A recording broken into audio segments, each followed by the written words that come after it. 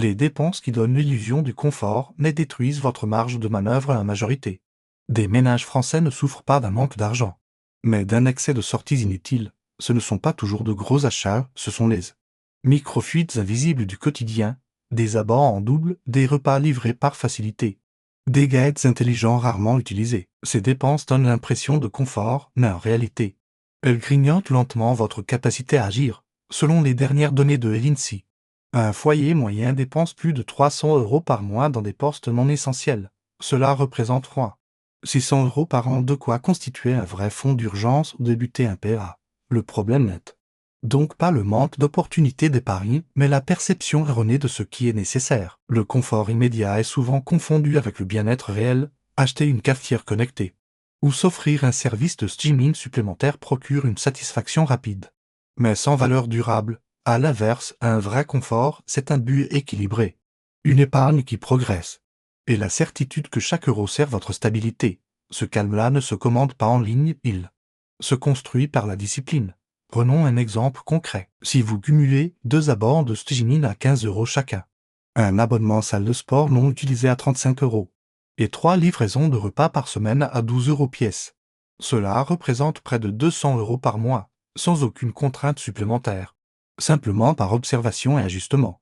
Vous pouvez récupérer 2400 € par an. Cet argent ne vous appauvrit plus, il devient disponible pour votre sécurité ou vos projets. Le but n'est pas de tout supprimer, il s'agit de rendre intentionnel chaque dépense. Si un abonnement vous apporte un vrai usage, gardez-le. Mais si vous payez pour ne pas vous priver, alors c'est un coût émotionnel, pas une utilité. La plupart des gens ont peur de se priver, mais en réalité, ils se privent déjà de liberté financière. Chaque euro gaspillé, c'est une opportunité reportée. Reprendre le contrôle, ce n'est pas se restreindre, c'est décider, avant de chercher à investir. Commencez par arrêter l'hémorragie silencieuse, réduire les dépenses inutiles. C'est le rendement le plus rapide et le plus sûr. Il ne dépend d'aucune bourse, d'aucun marché. Juste de votre attention. Ce n'est pas une question de morale, mais de mécanique. Moins de fuite, plus de marge égale plus de choix, et dans la gestion personnelle, la marge de manœuvre, c'est le vrai luxe. Partie 2. Réorienter 100 € par mois vers vos projets de vie. Beaucoup de gens pensent qu'il faut des milliers d'euros pour commencer à investir. En réalité, la discipline compte plus que le montant. Le vrai déclencheur, c'est le premier pas, prouver à soi-même qu'on peut rediriger consciemment une partie de son argent vers quelque chose qui construit, au lieu de simplement consommer. Prenons un chiffre symbolique, 100 € par mois. C'est souvent ce qui s'évapore dans le brouillard des dépenses automatiques à bord. Café à emporter, achats impulsifs. Si vous réaffectez cette somme, non pas une fois, mais chaque mois, vous créez une mécanique de progression stable. Étape 1. D'identifier, regardez vos relevés bancaires des 3 derniers mois. Repérez les dépenses qui n'ajoutent aucune valeur durable à votre vie. Abans rarement utilisés, sorties ou achats par réflexe. Frais bancaires ou assurances redondantes. L'objectif n'est pas de juger, mais de voir clairement. Vous découvrirez souvent que 100 à 150 € peuvent être libérés sans impact sur votre confort réel. Étape de recalculer, décider à quoi ces 100 € serviront désormais. Pas de vagues promesses d'un projet précis. Par exemple, 50 € dans une épargne de sécurité livraire, LDDS, etc. 30 € dans un net indiciel via un PEA ou un compte titre. 20 € dans une formation ou un livre pour renforcer vos compétences. Chaque poste doit avoir un objectif mesurable. En 6 mois, cela donne 600 €, une base d'épargne solide, un petit portefeuille d'investissement ou une compétence nouvelle. Rien d'extraordinaire, mais tout est concret. Étape 3. Réallouer automatiquement. Le secret, c'est l'automatisation. Programmer un virement automatique de 100 € juste après le versement de votre salaire. Ce geste simple transforme une intention en habitude. Ne laissez jamais votre volonté affronter vos émotions de fin de mois. Faites travailler le système pour vous. En un an, vous aurez déplacé 1200 € vers quelque chose qui sert votre avenir. En 5 ans, sans effort supplémentaire, 6000 € auront changé de camp de la consommation vers la construction. Et si ces montants sont placés avec un rendement moyen de 5%, vous cumulez à la fois capital et intérêt. L'enjeu n'est pas seulement financier, il est mental. Vous reprenez le contrôle. Vous prouvez que vous pouvez agir chaque fois que vous réorientez une dépense. Vous renforcez votre sentiment de maîtrise. Les personnes qui atteignent une réelle stabilité financière n'attendent pas d'avoir plus d'argent pour agir, elles redéploient ce qu'elles ont déjà. 100 € bien dirigés chaque mois valent mieux que 1000 € rêvés un jour. À retenir, commencez petit. Mais commencez à automatiser vos choix pour éviter la friction. Ne laissez aucune dépense sans objectif clair. Un but n'est pas une contrainte, c'est une carte de liberté. Celui qui sait où va son argent n'a plus peur de l'avenir. Partie 3. Pourquoi votre cerveau préfère dépenser plutôt qu'investir si vous avez déjà eu du mal à épargner alors que vous saviez que c'était la bonne chose à faire? Ce n'est pas un manque de volonté, c'est un réflexe biologique que notre cerveau n'a pas été conçu. Pour penser long terme, il cherche avant tout à réduire l'incertitude et obtenir une récompense rapide. Dépenser répond parfaitement à ces deux besoins. Quand vous achetez un objet, un repas ou un service, votre cerveau libère de la dopamine, le neurotransmetteur du plaisir. Le problème, c'est que cette satisfaction s'éteint aussi vite qu'elle est venue. L'investissement, lui, fonctionne à l'inverse, pas de plaisir immédiat, pas de résultat visible. Parfois même un peu d'inconfort, mais au fil du temps, c'est lui qui construit la sécurité réelle. Les neurosciences le montrent, face à une gratification différée, le cerveau active les zones liées à la peur et à l'incertitude. Autrement dit, investir stresse le cerveau primitif, tandis que dépenser le rassure. C'est pour cela qu'après une journée difficile, on se récompense d'un dîner, un achat, un abonnement de plus. Ce n'est pas de la faiblesse, c'est de la chimie. La clé n'est donc pas de lutter contre soi-même, mais de changer la nature de la récompense. Exemple concret, à chaque fin de mois où vous respectez votre plan de dépenses, offrez-vous une petite expérience non financière, une journée sans travail. Un moment de détente. Vous associez alors le contrôle financier à une émotion positive. 7. Exactement le même mécanisme que l'achat, mais orienté vers la discipline. Ensuite, il faut rendre le progrès visible, l'un des grands freins à l'investissement. C'est l'invisibilité des résultats. Quand vous dépensez 50 euros, vous voyez, touchez, consommez. Quand vous investissez 50 euros, il ne se passe rien du moins à court terme. Pour contourner ce biais, visualisez vos progrès, suivez la croissance de votre épargne. Notez chaque mois le montant total sauvé des dépenses inutiles. Matérialisez vos avancées graphiques tableau. Application simple, ce suivi active le même circuit de satisfaction que l'achat, mais cette fois pour une action constructive. Autre levier, réduire la complexité. L'investissement fait peur parce qu'il semble technique. Pourtant, ouvrir un livre, placer sur un ETF ou investir dans une formation n'a rien d'inaccessible. La simplicité est votre allié. Commencez par un seul outil, maîtrisez-le, puis élargissez. Enfin, rappelez-vous que le plaisir n'est pas l'œil de la gestion. Un but équilibré n'interdit pas la dépense, il la rend consciente. Vous pouvez et devez continuer à profiter, mais en sachant que chaque dépense a un rôle précis. En résumé, votre cerveau cherche la récompense immédiate. Vous pouvez rediriger ce besoin vers la satisfaction du contrôle. Visualisez le progrès. Simplifier les choix et associer discipline et plaisir sont les vraies clés. Apprendre à investir. Ce n'est pas se priver, c'est reprogrammer sa récompense. Ce n'est pas un combat intérieur.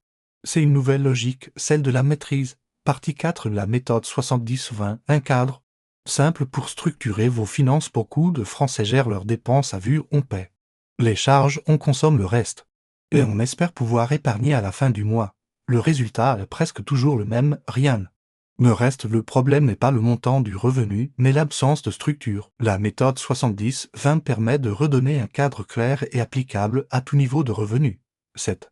Une répartition simple, son jargon financier, qui redonne de la visibilité et du contrôle. 70% pour vivre, c'est la base, vos dépenses de vie courante. Elles incluent le logement, la nourriture, les transports, l'énergie, les assurances et toutes les dépenses nécessaires au fonctionnement du foyer. Pour un ménage qui gagne 2500 euros net par mois, cela représente environ 1750 euros. Le but n'est pas de descendre en dessous de ce seuil par contrainte, mais de maintenir cette proportion stable.